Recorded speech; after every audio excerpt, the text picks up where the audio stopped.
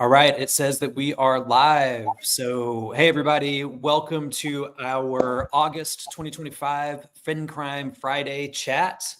We are excited to be with you today and hope that we have a great conversation here. My name is Clayton Norman. I am the social media and marketing manager. You've probably seen me on these before. I'm the social media and marketing manager for Serify, which is the parent company for ACFCS. We are here, of course, with Aaron O'Loughlin, our Senior Director of Training, and Brian Svoboda-Kindle, Vice President for Product and Programming for ACFCS. We've got an awesome conversation going on today. We're going to be talking about FinCrime Virtual Week, which hopefully, if you are tuning in, you also attended FinCrime Virtual Week. If you did, we absolutely want to hear from you in the comments. We want to hear what you learned, what inspired you, what takeaways you're already putting into work in your careers that you learned from our incredible slate of experts that came and shared their knowledge so graciously with everyone. Also, we definitely want to know where you're tuning in from. So make sure that if you are watching today, that you drop in the comments where you're watching from. There's nothing better. Hey, Shauna, you get the prize today for being the first one to pop into the comments. Great to have somebody from Louisiana. I got family in Lake Charles and DeRidder, so I don't know if you're around there or not, but love that land. Glad to have you here. Guys, it is a beautiful Friday here in Indiana, where I'm tuning in from. So once we wrap this up, I'm going to head outside and get some sunshine. So I'm in Bloomington, Indiana. I'm not going to put that into the comments here. But while we're getting started, do not forget that if you are not an ACFCS member, today is a great day to become one. There is no better way to enhance your financial crime and compliance career than by becoming an ACFCS member. Membership gets you access to hundreds of hours of training. It gets you access to exclusive events. It gets you access to incredible podcasts, online programs, live events, virtual events, an incredible slate of trainings, tools, and also, and maybe more importantly, and you can see this from the comments where everybody is sharing where they're tuning in from. It also gives you access to this incredible community of financial crime and compliance professionals, not just here in the United States, not just in one place, but globally. It's one of the most incredible things about working with ACFCS is just seeing the amazing community of people from all across the globe coming together in this fight to stop financial crime. So before we get too far into it, again, head over to acfcs.org, become a member. There are also, we have some really cool events coming up. You can check out our events tab and see what's coming up. We'll talk about some of those things a little bit later in the broadcast. And before we jump into the conversation about FinCrime Virtual Week, we are going to hop into our news headlines. So let's get right into it. This is how we kind of kick off every one of these conversations. So first, FinCrime headline that we have for today: Brazil cracks down on fuel sector money laundering. Brazilian authorities executed approximately 350 search warrants across 8 states in an operation dubbed Hidden Carbon, targeting multi-billion real money laundering and fraud schemes in the fuel sector, linked to organized crime networks and fintech firms. This massive crackdown traced over 46 billion REAISs in illicit transactions tied to investment funds, port infrastructure, and organized crime syndicates like the PCC. Guys, what do we think about this one? I have not heard about FinCrime in Brazil as much as in Mexico, but clearly this is an issue. Brian, you want to jump in on this one? Brian, I think you are muted. Cool. We got that out of the way then. It was bound to happen, so I want to hit it early. Really interesting case, as you say. This is not limited to Brazil. We've seen transnational organized crime involvement in the fuel sector, the extractive industry sector, like all around the world. This one was, I think, primarily tied to a group called PCC, Primeiro Comando da Capital. My Brazilian Portuguese accent is very rusty, so please forgive me for how I'm saying it. But very large criminal syndicate involved in a whole array of businesses and illegal activities across Brazil. And for years, Brazil, I think, has tried to get organized crime out of its fuel sector. This case primarily involved ethanol production and ethanol activity, using illicit proceeds, among other things, to buy up ethanol production plants and buy and get credits. There's like energy credits for the production of ethanol and all sorts of things. They also invested in real estate.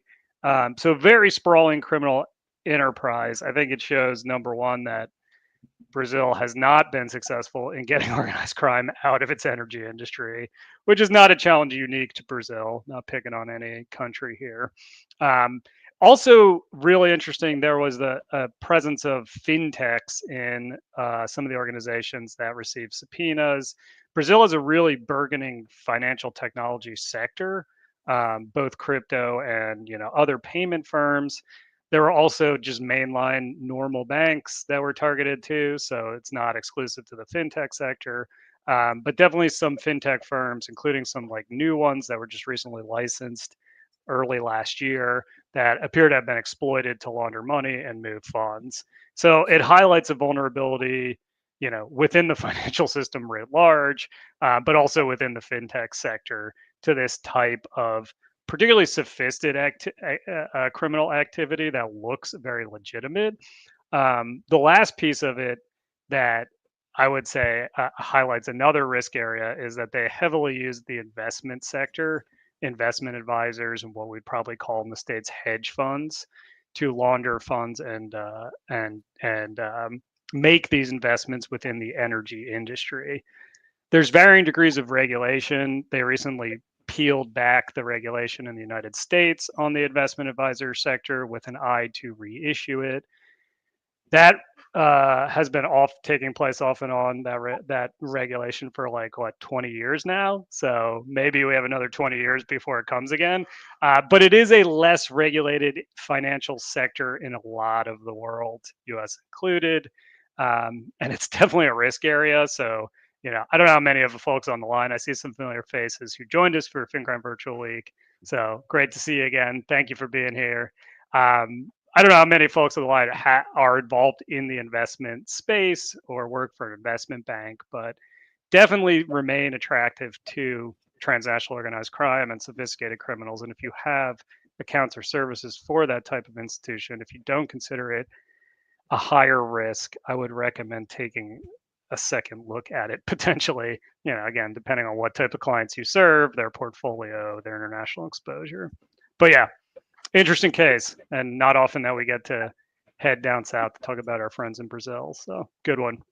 All right. I also want to throw in a little something too. The fuel sector itself, this is a good case to look at for those of us here, maybe in, I don't know, Texas. I saw someone else from Texas right here. We've got a large fuel sector economy here in Texas that with the rigs, when you just drive across the state, you'll see all these rigs here pulling up the oil. You might want to take a second look and look at this case in particular and say, what did they learn? What should I be looking for? Maybe logistics vulnerabilities, maybe your EDD, tighten up your EDD on distributors and fund structures that touch transports and ports, especially those clients that are in Houston. Just something to think about. Yeah, no, it's a great point. And if you didn't see earlier this month for, our Texas and Southwest border friends, if you didn't see the FinCEN alert back in, I guess it was May, FinCEN issued an alert on oil smuggling schemes on the Southwest border related to primarily Mexican transnational organized crime cartels. So definitely a issue in that region as well. All right.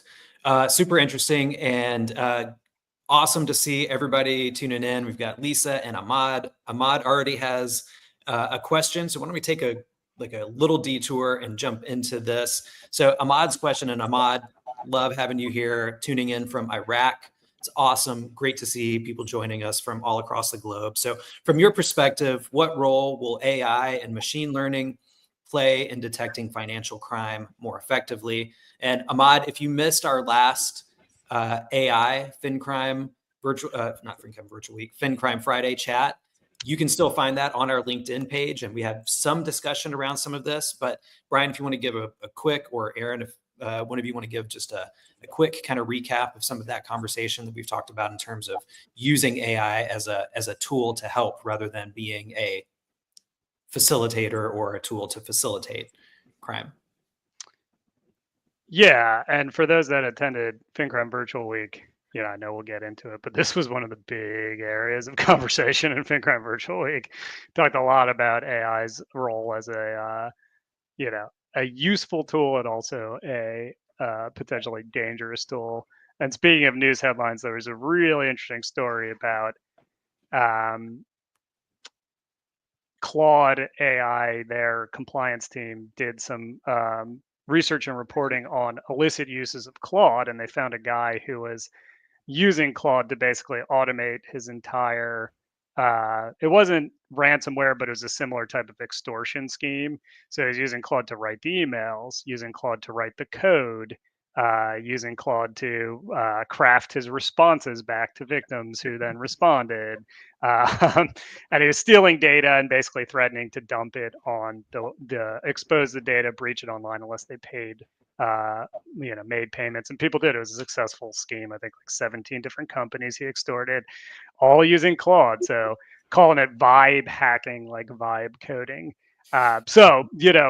Like basically, I think there's two buckets I would put what role AI will be used in. One is the way that it's already being used when we talk about AI and machine learning, right? Like refining particularly on the machine learning side, AI is a huge area. So, there's segments within that, like generative AI and machine learning. Sometimes people kind of glom in areas like robotic process automation in the AI bucket, even though they're not necessarily AI powered, all of them.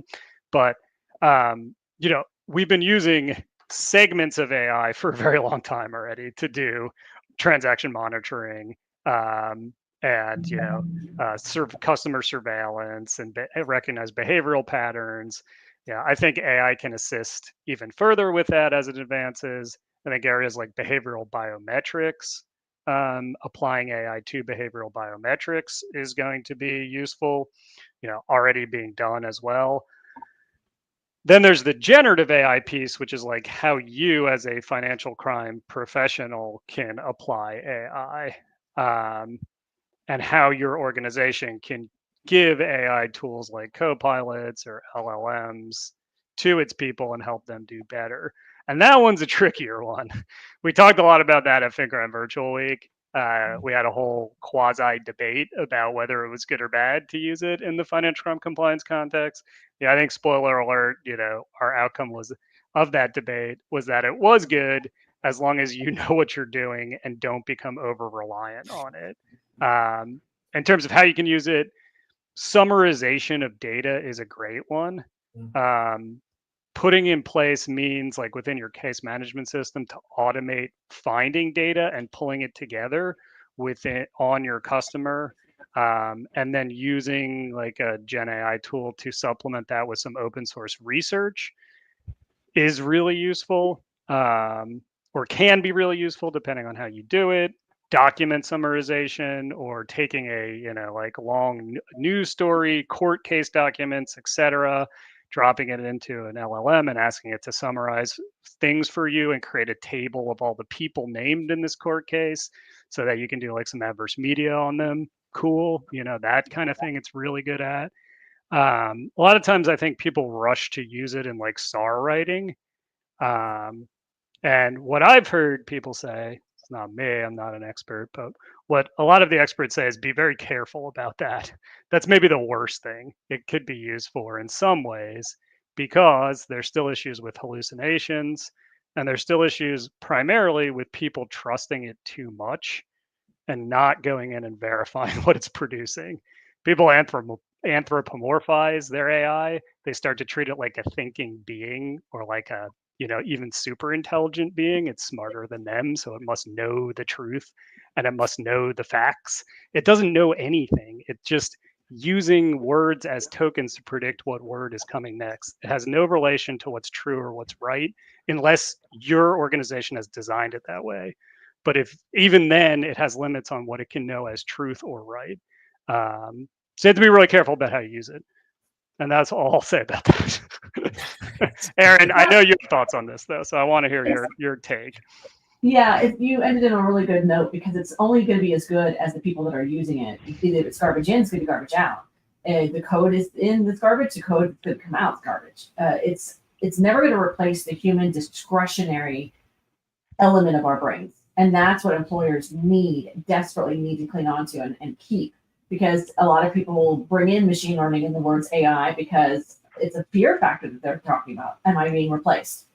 And some of that is happening in, say, the fast food sector, things like that. Some sectors are being taken over. People are losing their jobs. When it comes to the AML, FinCrime compliance community, I don't see it completely taking over because there has to be human discretion to be able to know what you're looking at, analyze what you're seeing. Does this make sense? It's the discretionary part. Does the AI know what is a normal cash in, cash out, ACH in, ACH out for a particular wallet, for a particular account? No, it doesn't really know. How would it know the nuances? And so I really wouldn't worry just yet. Now, I could be eating my words, and I could be completely wrong on that one and say 5 years where no one has a job anymore. I don't think that's going to happen. But I don't think we should be afraid of it. It's being able to cross-reference the information that comes out is the absolute important part that we need to work on. Yeah, it's a great point. And you made a point about being trained on using it, like getting your people knowing how to use it, right? Like I read some study recently where 75% of like what we would consider white collar professionals, I guess, like professional jobs, people that sit at computers a lot type of jobs, are using AI. And only 33% had ever received any training on how to use it, which is just like an insane. I mean, it's nuts, and it makes sense. It's new, right? And we're still figuring it out. But at the same time, if you were trying to get everybody to use video production tools, you wouldn't download Adobe Premiere and be like, go make videos. Right. You'd probably have your staff learn how to use it and learn how to use it properly. And these tools are different because they're natural language, right?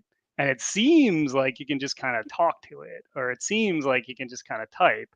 But that's the dangerous part of it, because you can't just go out there and use it. And, in some contexts you can, right? If you're like, write me an email, do this, do that. Sure, fine. Yeah. But in our professional context as financial people, you have to know what you're doing, the limitations, the guardrails, the privacy protocols, the fact checking, etc. So, if anybody's like a manager out there, please, if you are trying to get people to use this more, train them on it. I think it's really important.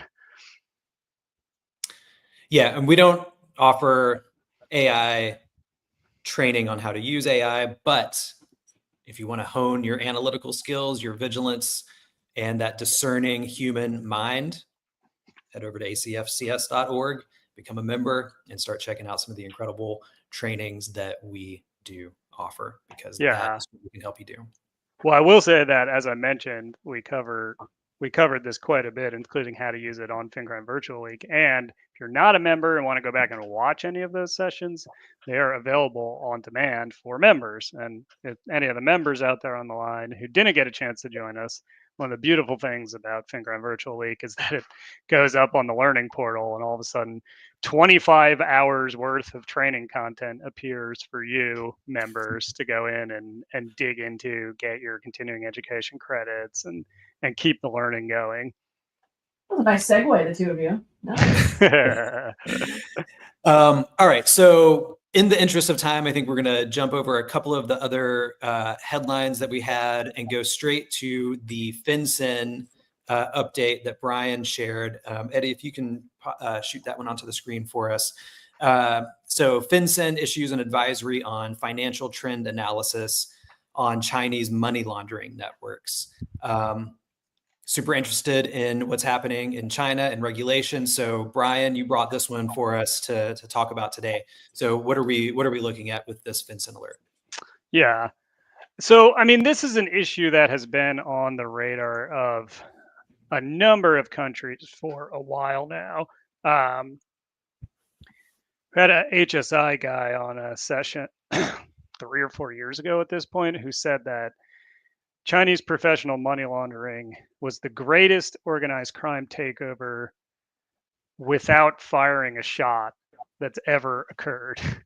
They have not eliminated other money laundering operations, but they've certainly become what appears to be the dominant money laundering operation for a wide array of transnational organized crime in the United States. You know, there's still Colombian, Lebanese, a bunch of the others, Russians, etc. But a lot of it, particularly for the Mexican cartel operations, flows through Chinese professional money launderers at this point. And they did it by offering a better service more cheaply than anybody else. They did it the old-fashioned way. This is one of many, alerts from both regulatory agencies and law enforcement, not alerts, but, notices, documents, etc., focused on this issue. It's a really good one. I would say it's two parts. There's the advisory and there's the financial trend analysis. The advisory has a lot of good red flags, things to look out for. The financial trend analysis had this fascinating chart in it. And it was a chart of how Chinese money laundering organizations with ties to organized crime used adult daycare centers as a way to move the proceeds of transnational organized crime.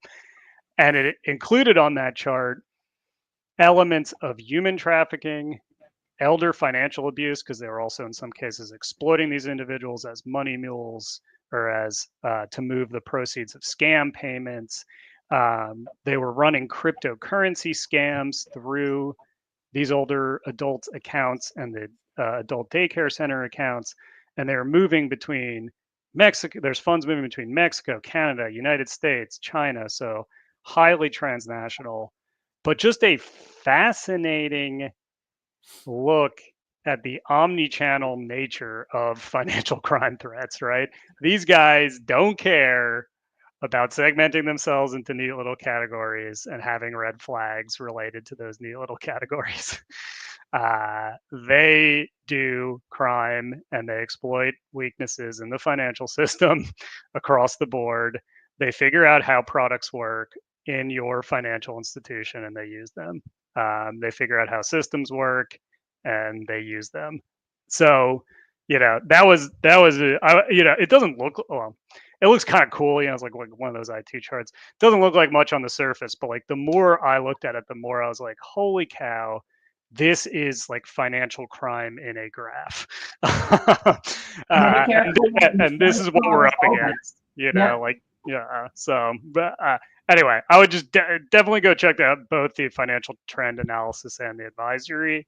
It is obviously focused on the United States. I know we have folks here from all over the world, but it's increasingly a relevant issue anywhere. And it's just like a fascinating case study. It's like a CFCS exam question, Actually, if it was a CFCS exam question, people would be like, this is so contrived. Like, there's no way, there's all of this in one question. But it's real. It's real. Ripped straight from the headlines. Yeah. And we will actually drop a link to that alert in the comments. It might be a little bit after we end the broadcast, but you will be able to find it there if you want to read the alert yourself. And Faizan, I see that you had a couple of questions. We're going to hold those for just a second so that we can actually get to the conversation about FinCrime Virtual Week. So we're not ignoring you, but we will try to fit those in here as we get to the end. So guys, I do want to talk about FinCrime Virtual Week, and we are getting, we get having so much fun talking about these headlines and answering questions that we kind of lose track of time a little bit. But from an outside perspective, from somebody who is relatively new to working with the incredible people at ACFCS, this is my third year of, being on point and working through the social media and engaging with people on LinkedIn and Facebook and Twitter during FinCrime Virtual Week. To me, there just seemed to be a really special energy this year's FinCrime Virtual Week. I felt like people were super engaged. We had a ton of comments. So many people shared screenshots, shared, takeaways from the incredible sessions that we had from our outstanding experts. It just felt really, really successful, felt different somehow this year. So, Brian, I know we talked about like some numbers, but can you talk about how successful this year's FinCrime Virtual Week was? Yeah, I mean, I think the engagement of the audience really tells the story. It was just a fantastically engaged audience, and we've had the attendee chat for like a couple of years now, and you all just keep getting better there. I love the way people jump in and share their own tools, resources, perspectives, like answer other people's questions in the chat. It really speaks to like the level of professional we have on there. But this year we had right just a hair under 5,500 registrants. We had over 3,000 unique attendees. So jumped up from the previous year.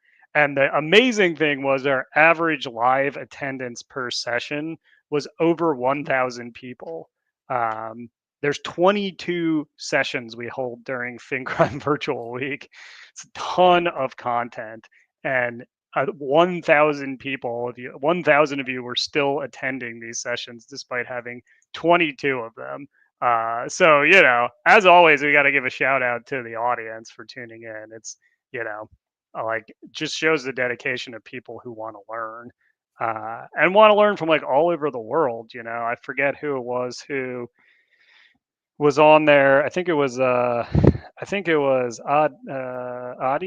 Yeah, Adi from Singapore joined at 3 a.m. He joined one of the sessions, and I just couldn't believe it, But he's like, "Oh, I wouldn't miss this. This is a great session. I had to be here, on this topic."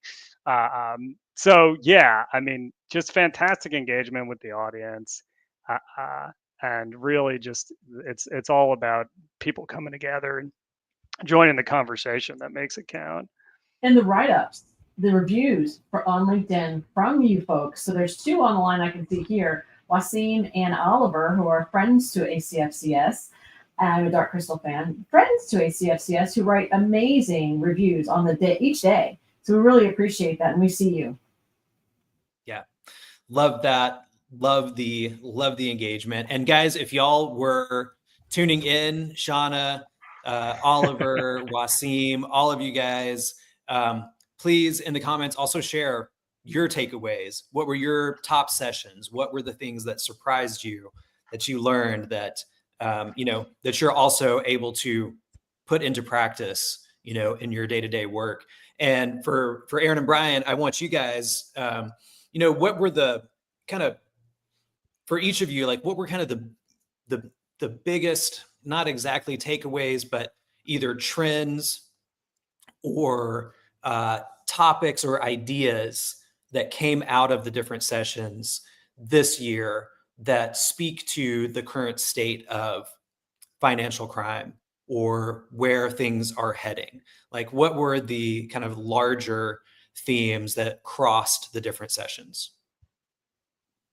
Well, for me, I'll have to say kind of two things. Obviously, AI has already been brought up, so we did speak on that. I don't want to talk about it ad nauseum, but yes, obviously, we're going to be talking more about it. It's going to be part of our lives. It's a matter of learning it. That's one thing, obviously. But another one was, let's challenge the status quo. There's a lot we can do to help reshape the FinCrime compliance industry community. And with that, I'm actually referring to, and I hate to do this, I usually like to pump up my colleagues' other sessions, but I really enjoyed listening to Charles Finfrock, Nicholas Gilmore, and John Tobon talk about the fireside chat they had about different elements of money laundering and corruption. And money laundering, according to Nicholas Gilmore in his book, The War on Dirty Money, which will be a FinCrime book club on September 17th, if you want to come. September 17th, Nicholas talked about how money laundering is not placement, integration, and layering. Placement, layering, and integration. It is transfers and purchases. It's transfers and purchases. And let's talk about this. And let's really challenge the status quo and how we can make it's not a tick boxing type of activity, and that's what it's turned into. Challenge that, make it more cerebral. Own it and really talk about what you see. Is it transfers and purchases? It's absolutely transfers and purchases. Let's just not put a little check mark next to a box. And how can we do that together? Those are the two things I took away. Nice. Yeah, Right. that session was fantastic. And just thinking through, how to look at these issues differently, and how we move beyond kind of outdated models in financial crime was like such a refreshing conversation. One of the huge, themes that, or two, I'll pick two that, really stood out at me at the event. In a lot of past events, we've talked about emerging risks, right? I mean, we talk about emerging risks all the time, but we've talked about the use of AI in the illicit actor context as an emerging risk. And this event made it very clear that the use of AI in the financial crime context is no longer emerging. It's here, and it's been here for a while, right? And we already knew that. Yeah, we've all seen the news on deep fakes and that type of thing. But one of the things that just kept coming up was like the way illicit actors are using generative AI in the exact same way that we all are on our side, right? We're using it to summarize documents. We're using it to respond to emails. We're using it for translation. We're using it for image generation. They're doing all of that stuff. They're just doing it illegally. So when we talk about AI and productivity boosts and the way that we can employ it, that part of the conversation, we need to be thinking about how illicit actors are getting more productive, how they're scaling faster, how they're automating processes when they're attacking our financial institutions. And if you're not thinking about that currently within your compliance program, you really should be thinking about that.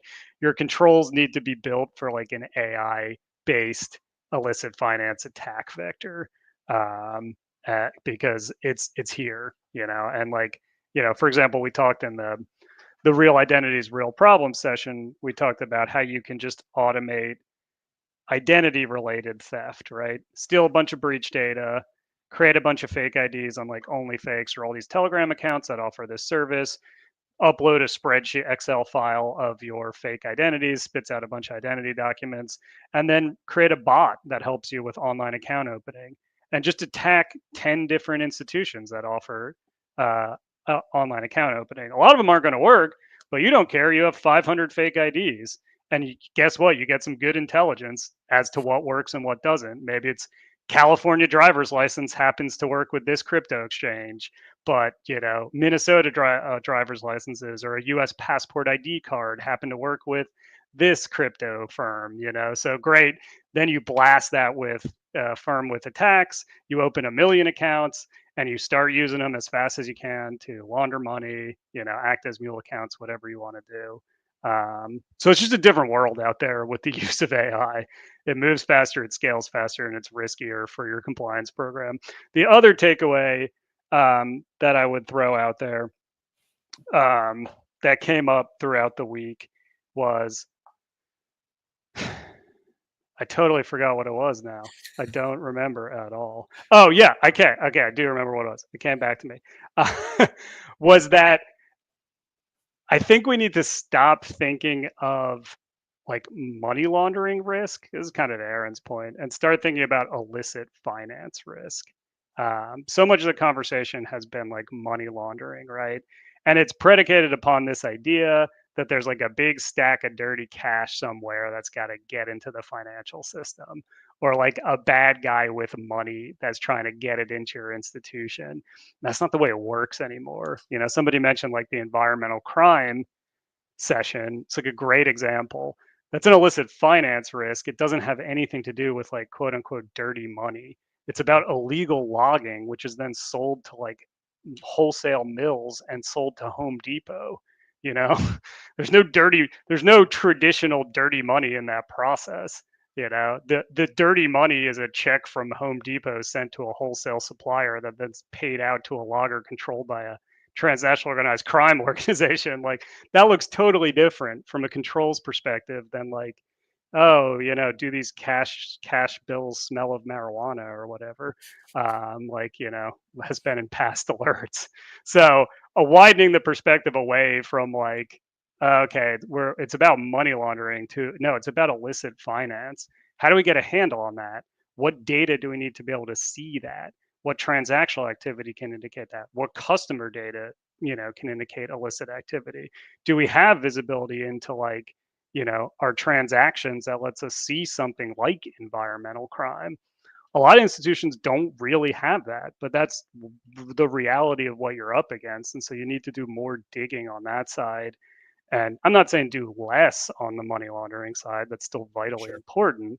It's just about, you know, taking the lessons learned from the more traditional focus and widening the aperture. Yeah, the environmental crime session seemed to come up quite a bit, especially when we did our midweek live broadcast. A lot of people said how much they enjoyed that one, how much they learned from that one. Jay, who's joining us today, also just mentioned that one.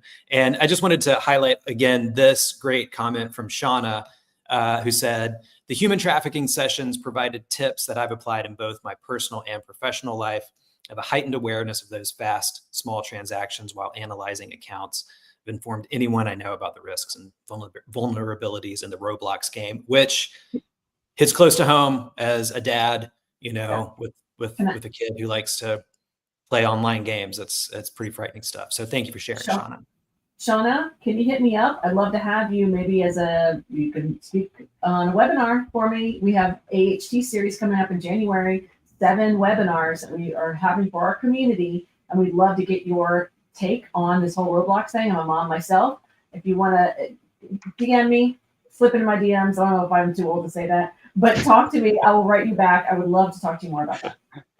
Yeah, and Jonna, and you can also shoot a DM to the ACFCS LinkedIn page, however, or straight to Aaron, however you want to get in touch with us. That would be fabulous. So again, in the interest of time, I'm going to skip over a little bit of stuff because one thing that I really wanted to make sure that we hit on is, and I know this has happened every year, and maybe I was just more aware of it this year, because I spoke with Cheyenne, who had just come from like a 5 a.m. networking and career building session one morning. And I know we had a lot of those this year in terms of connecting the community, really focusing on those connections and career benefits for attending FinCrime Virtual Week. So can you guys talk about sort of the state of financial crime compliance careers and, you know, some of the things that we did and some of the things that we learned this year from those sessions and from helping people make those connections? Okay, I'll jump in. I was wondering. I Go saw ahead. Brian's head. Yeah, we should have coordinated that. No, I'll go ahead. I didn't Should have called I didn't want to interrupt. But what I've been hearing from folks is that it is tough out there right now. It is really, really tough. People can't get through the AI to be able to even get an interview. Folks that are so qualified aren't even getting the first interview. They're being told no. The way to keep doing it, and this just sounds like such a cop-out, and I apologize, I don't mean to say it this way, but to continue with the networking within associations like ours, get out there in your community, physically go to these chapter events, these conferences, and really put your hand out there and shake these hands and show your worth. I saw a LinkedIn post, actually, this wasn't from FinCrime Virtual Week, but a gentleman put up there, and it's almost, I think, going viral. He is saying that he broke the AI of a company, particularly. He's got a call finally in his job search from 2 different human resources recruiters who called him specifically to say, stop breaking our AI bots or our AI. And he said, no, I'm not. He'll write things into the job application to say, you shouldn't hire me. I just think that your CEO smells like cinnamon and sugar buns, and I would really love to get near him. You know, those sorts of like weird kind of standout types of things. And you say, no, I only want to play Roblox all day, and you should pay me $1 million to do that. And then that apparently messes up the AI enough to where now 2 human beings finally called him And he said, well, I'm going to continue to do this until I get a job because now I'm apparently standing out. I'm not suggesting people break the AI bots. I'm just saying maybe think outside the box. This guy did. And it was very funny that he brought that up and he said, I finally got a human call. So it's tough out there. I know, I understand, I get it. And those are the only things I can think of right now on the spot to bring up. Yeah. I mean, I totally agree. It seems to be a tough job market. It's not, there's sort of just kind of a bit of a low level hiring taking place, but it's not, the industry though, I think is still growing from like a financial crime compliance industry. And obviously there's a lot of different regional trends here too. Like I've heard that some regions things are really kind of picking up, other regions not so much. I think there's also new areas that job seekers, whether they're new or current, should consider, right? Like increasingly there's a need for financial crime professionals to work in, like, for example, the AI field. Anthropic that runs Claude or OpenAI that runs ChatGPT actually has investigators and some with like intelligence or financial crime backgrounds that review their own internal data to identify like North Koreans, for example, who are using it for remote work gigs. So there's new fields opening up. Anytime there's like emerging tech, there is a financial crime angle to that emerging tech and an illicit finance angle to that emerging tech. So there's new fields opening up. There's definitely a need for people with experience in financial crime compliance to do more on like the export controls and trade control space too. That's an area that's still getting a lot of focus and still seeing some hiring activity there. So yeah, I mean, Taryn's point, think outside the box, be persistent and be creative, but think outside the box of like, okay, I have to get a job at like a bank, right? Your skills might be transferable to an entirely different industry that still has connections back to illicit finance. Yeah, and I would just like to highlight Aaron's point. And again, we've talked a lot about community today and the ACFCS community. We do a lot of work at our events to kind of facilitate those connections, but leverage this community too. All of the people who are in our comments today who are tuning in could be potential connections. Please connect with each other. We also have an ACFCS LinkedIn group that you can request to join. And I think people often share job postings there. If you work somewhere and you have an open position, share it with the people in this community, and we can all kind of help lift each other up for sure. So really leverage the benefit of being a part of this community, because I think what we've all learned is that people are willing to help out, super friendly, super connected. So this is a really great space, to connect around those types of things. So, okay, guys, again, we have so much material and so little time, just like we do every time. So from you two guys each, I would love to hear just one more thing that you either learned this year at FinCrime Virtual Week or heard, one tool, one strategy, one new approach that was unique this year that you feel like is going to be impactful in 2025, 2026 going forward, like real specific, a tool or, something like that can be applied going forward to help people identify threats or mitigate threats. I'll just jump in because it's going to be a bit of a cop-out because I answered it earlier and I'm going to do it again. Sorry, because I need to actually say it again because it was so impactful to me to look at money laundering in a different way, the transfers and purchases. It's just resonated with me so much because layering integration has always just kind of been this weird kind of, wait, what part of what is this? All I saw was when I was doing investigations was ACH transfer over here to over here. And the purchase from that was over here to over there. I hate the layering. I hate the integration. Stop testing me on that. I don't like it. It doesn't make sense to me. And when it was all put out there to say, just look at the transfers and just look at the purchases, and you're going to find out whether that's normal for a particular customer or not. And there you go. And I'm harping on it. And I'm saying it again because it resonated so well with me. Yeah, that's a great point. I'll just throw a tool out there on the environmental crime side. There's there's a lot of takeaways I could add, but in terms of like a really cool toolkit, just since a lot of people have been mentioning the environmental crime session, there was and I'll see if we can maybe throw a link out there too. There's a really cool toolkit by a UK organization called Themis. They did it in collaboration with the World Wildlife Organization, and it is basically like kind of a risk assessment tool, or you can use it as a risk assessment tool. It covers 65 different high-risk countries for environmental crime and a whole range of high-risk commodities, including things that like you're not necessarily always thinking of. It's beyond like elephant tusks and rhino horns and that type of thing. There's things like minerals, timber, coffee that can be used in the environmental crime context if it's on like illegal land or done by organized crime that's actually controlling the coffee plantations, palm oil. So we talked about that session, environmental crime being the third largest segment of the illicit finance, third largest type of illicit finance proceeds out there in the world. And the first step to understanding how you can do something about it is to get a handle on your risk exposure.